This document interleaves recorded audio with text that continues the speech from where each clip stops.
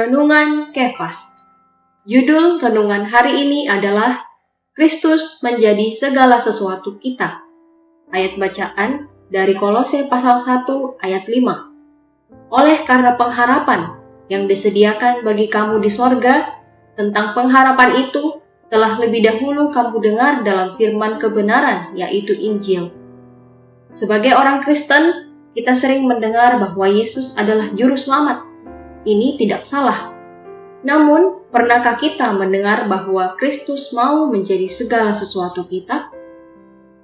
Bila kita nampak hal ini, kita akan menjadi orang Kristen yang semakin mencintai Dia. Dia adalah udara kita, Dia adalah makanan kita, dan Dia juga minuman kita. Oh, Dia adalah segala sesuatu yang kita perlukan. Pengharapan yang dimaksud dalam ayat 5 bukan mengacu kepada hal-hal lain, kecuali kepada Kristus sendiri, yaitu supaya Kristus dapat diwahyukan sebagai segala sesuatu bagi kita.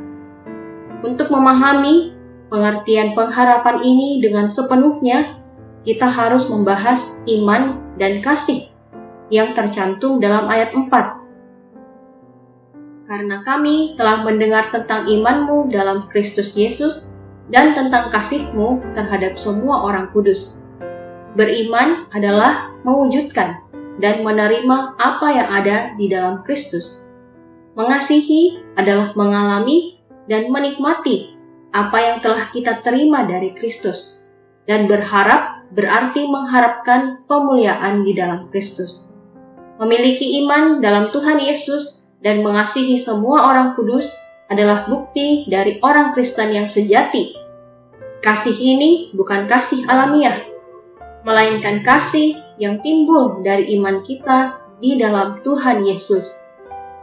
Dalam kekristenan hari ini, ada beberapa pendeta dan pekerja Tuhan yang telah menggantikan Kristus. Karisma mereka begitu kuat dan menarik, sehingga menggantikan Kristus. Terkadang kita pergi ibadah karena ingin mendapatkan pengajaran tertentu, sehingga menggantikan Kristus. Kita perlu berhati-hati, jangan sampai hal-hal demikian menggantikan Kristus.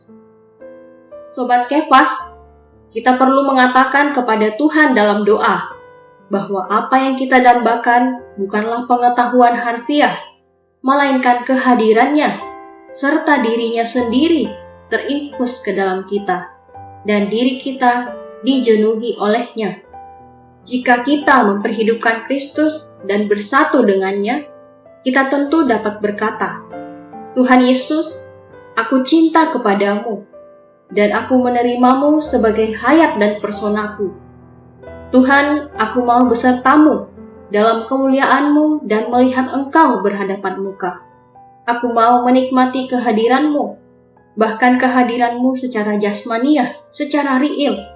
Tuhan, aku menantikan hal ini, dan aku mengharapkan hal ini. Jika kita dari hari ke hari berkontak dengan Tuhan secara demikian, kita akan sangat gembira pada waktu Dia datang. Poin penting, banyak hal atau perkara yang bisa menggantikan Kristus. Yang didambakan bukanlah pengetahuan harfiah, melainkan Kristus. Poin doa, mari berdoa agar Kristus terinfus ke dalam kita.